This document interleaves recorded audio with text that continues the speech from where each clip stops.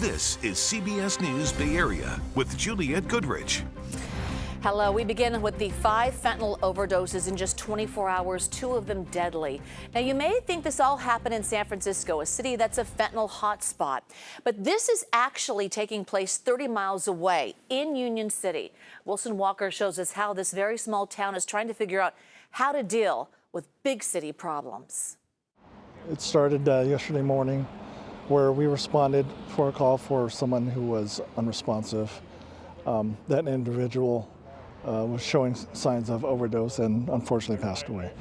The second call came Tuesday evening, only this time it was 2 people found unresponsive. One of them, a 17-year-old, died at the scene.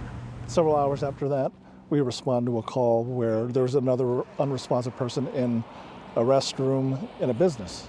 Just as first responders were rushing to save one employee in a bathroom, another was found unresponsive in a car outside. Both were treated with Narcan and taken to local hospitals.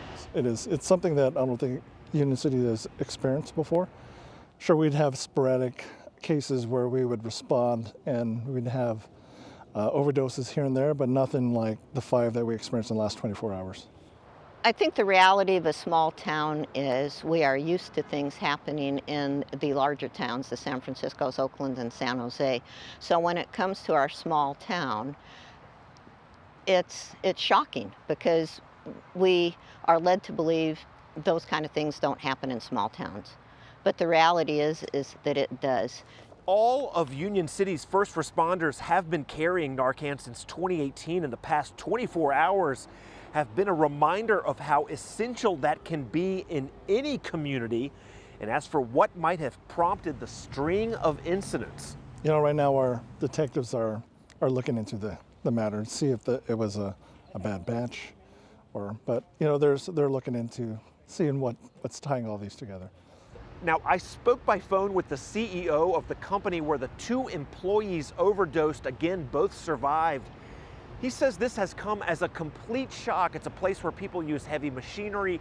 It's a drug-free workplace. He calls this a very sudden lesson that the drug crisis is right in the workplace. He is trying to figure out how to move ahead, just as police are trying to figure out if there is some common thread between these 5 cases. Wilson tells us one of the victims was only 17 years old. His death, a part of a troubling national trend. According to the most recent data from the CDC, teen overdose deaths jumped 182% between 2019 and 2021. And with school now back in session, there are new efforts to address this problem. One possible solution is something called Melanies Law, which just passed a key hurdle in Sacramento. It's named after a 15-year-old, Melanie Ramos, a Southern California student who died of fentanyl poisoning in her high school bathroom. Statistically, you know, 1 out of 5 deaths under the age of 25 right now are directly related to fentanyl abuse. South Bay Senator Dave Cortese, along with Melanie's parents, is pushing for a bill that would actually require California schools to have a drug overdose safety plan. That means training school staff on how to recognize the signs of overdose and how to use Narcan. Some Bay Area schools already do so.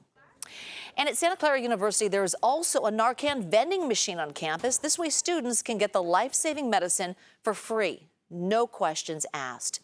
Narcan is now also available over the counter. Bay Area pharmacies should be receiving their first shipment from the drug maker this week. The cost around $45 for a pack of 2. All right, now to an update to a story we told you about yesterday. A youth football team in Oakland searching for a new place to practice and play their games. This comes after the park they used to call home was the scene of a massive gunfight while the kids were on the field. Our John Remus went out to watch the team practice today. He heard from the head coach, who says the blame goes all the way up to City Hall. Ask anyone who plays football and they'll tell you it can be a rough sport and players can get hurt. But the East Bay Panthers are worried about a lot more than just a hard tackle.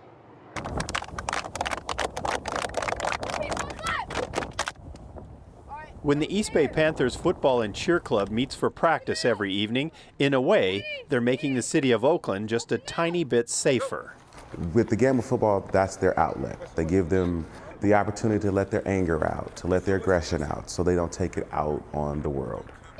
This program for kids 8 to 14 is practicing on this night at Madison Academy, but it's a temporary home for this week only. The team used to practice and play their games at Verdice Carter Park in East Oakland, but gun violence has made the area too dangerous to stay there. Head coach Leroy Jones says on one night recently, 2 gangs of men showed up at the park exchanging more than 100 shots as the kids dove for cover. We call the police department now, it takes 3 to 4 hours for them to respond.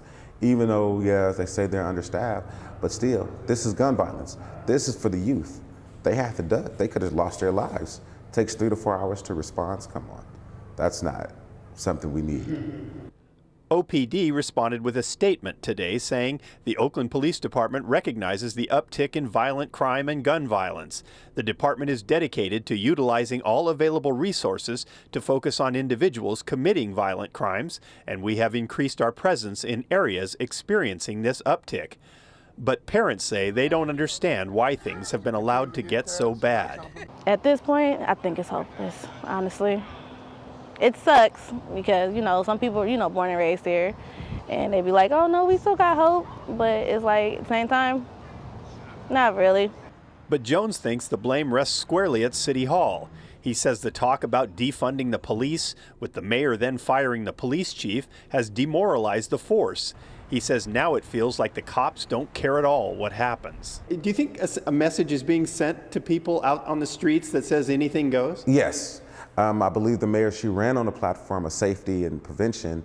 There's no safety, no prevention here. Now, we don't have a police chief in Oakland. I feel that the mayor is not doing nothing here in Oakland to help us. Jones is worried that without deterrence, some of his own kids could end up in the violent lifestyle.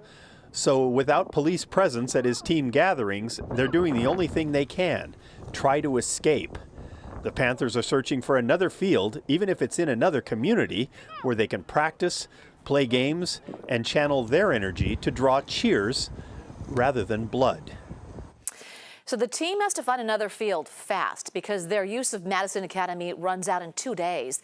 The coach says they will consider anything in the East Bay, from Richmond all the way down to Hayward. There is a link to the team on our website at KPIX.com. Meanwhile, Warriors star Steph Curry and his wife Aisha are giving some love, big time, extra love to students in Oakland.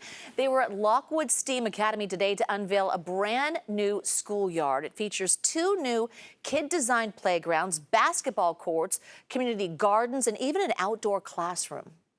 These kids that deserve an opportunity to achieve their full potential, especially from the Black and brown community, understanding where kids are falling behind, trying to do our part. The Curry's charity Eat, Learn, Play focuses on transforming Oakland's public schools. Launched in 2019, they've delivered 25 million meals, revitalized 12 play spaces, and invested $6 million in literacy programs. Up next, another star Bay Area athlete set to return to his team. We're talking Nick Bosa. He agrees to a record deal with the 49ers. Drake and The Weeknd on one song, but neither had anything to do with the track. How a recent submission for the Grammys is generating a new debate about AI. 1 year ago, we were setting all-time record high temperatures across much of the Bay Area. Today, much nicer in comparison to that. There's no other word for it. Temperatures in the 60s, 70s, and 80s. We'll keep it going for a few more days. Details coming up in the First Alert forecast.